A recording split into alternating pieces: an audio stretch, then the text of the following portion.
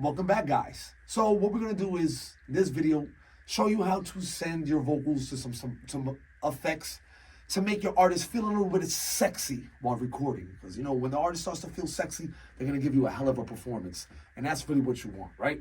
So again, I want you guys to say hi to Kevin. He's gonna be our artist for today.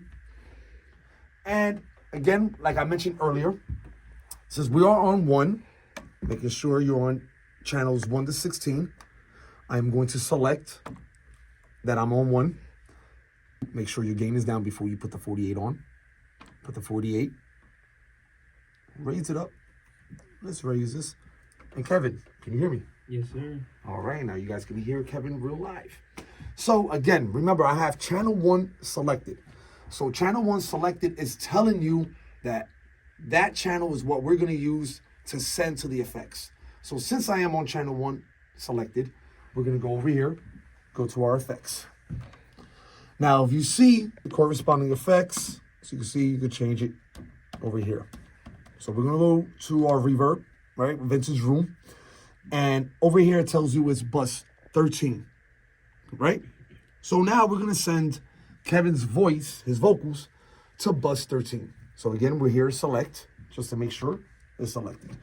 We're in a bus section, and it's at 13, right? Bus 13. So this is buses 1 to 4, 5 to 8, 9 to 12, 13 to 16.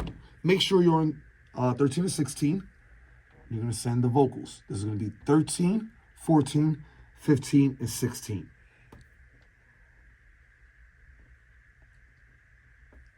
You want to go down to buses 9, 16,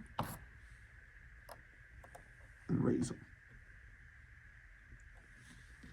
Yo. Thank you very much, Kevin. And you guys could go ahead and now you can hear the reverb. If you want to add any other effects, again, whatever track that you're trying to send those effects on, you need to make sure that you have it selected. If you do not have it selected, you will mess up your entire signal flow. And signal flow is extremely important with any session that you get involved with. Just know where your signal is at all times. Signal.